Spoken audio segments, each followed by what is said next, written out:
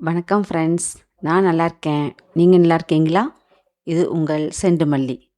நம்ம வீட்டில் விளக்கேற்றுவது வெறும் வழிபாடு மட்டும் கிடையாது.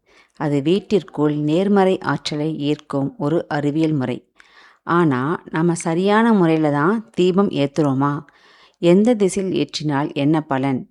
விளக்குத் திரியில் ஒளிந்துள்ள ரகசியம் என்ன? இதை பற்றி தான் உங்களுக்கு சொல்ல போகிறேன். விளக்கேற்றும் திசை மிக முக்கியம். மன அமைதி வேண்டுமா? கிழக்கு திசை பார்த்து தீபம் ஏற்றுங்க. கடன் தொல்லை நீங்க, கிரக தோஷங்கள் விலக மேற்கு திசை நல்லது. வடக்கு திசை கல்வி மற்றும் செல்வத்தின் தடை நீக்கி முன்னேற்றம் தரும். தெற்கு நோக்கி தீபம் ஏற்றுவதை தவிர்ப்பது நல்லது. அகல் விளக்கோ பித்தளை விளக்கோ வெள்ளி விளக்கோ எதுவாக இருந்தாலும் தட்டு அல்லது பலகையின் மீது வைங்க. நெய் மிக உன்னதமானது.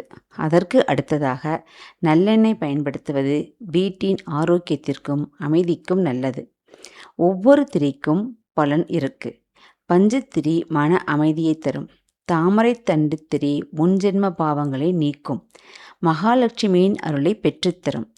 வாழைநார் திரி குலதெய்வ குற்றம் சாபங்களை நீக்கி வம்சம் செழிக்க உதவும். வெள்ளை எருக்கு திரி விநாயகருக்கு உகந்தது. காரிய தடைகளை நீக்கி வெற்றியை தரும். சிவப்பு நிறத்திரி திருமண தடைகளை நீக்கும். தீய சக்திகளிலிருந்து பாதுகாப்பு தரும். மஞ்சள் நிறம் அம்மன் அருளை பெற்றுத்தரும். மனவியாதிகளை நீக்கும். திரிய கருக விடாம தினமும் புதிய திரியை பயன்படுத்துவது சிறப்பானது. விளக்கேற்றும் போது இல்லக விளக்கது இருள் கெடுப்பது, சொல்லக விளக்கது சோதி உள்ளது, பல்லக விளக்கது பலரும் காண்பது, நல்லக விளக்கது நமச்சிவாயவே என்ற பதிகத்தை பாடி தீபம் ஏற்றலாம்.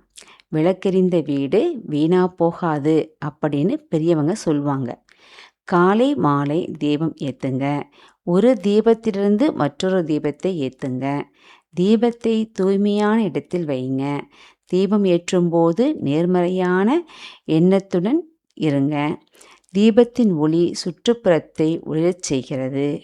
வெப்பம் எதிர்மறை ஆற்றலை நீக்குகிறது. நெய் அல்லது நல்லெண்ணெயின் மனம் சுற்றுப்புற காற்றை தூய்மைப்படுத்தி மன அழுத்தத்தை குறைக்கிறது. தீப ஒளி மனதிற்கு அமைதியை தருகிறது. நல்ல ஆற்றலை ஈர்த்து நேர்மறை சூழலை உருவாக்குகிறது. சரியான முறையில் தீபம் ஏற்றி பாருங்க. நீங்களே மாற்றத்தை உணர்வீங்க. இந்த தகவல் தங்களுக்கு பிடித்திருந்தால் செண்டுமல்லி சேனலை சப்ஸ்கிரைப் பண்ணுங்க, லைக் பண்ணுங்க, ஷேர் பண்ணுங்க.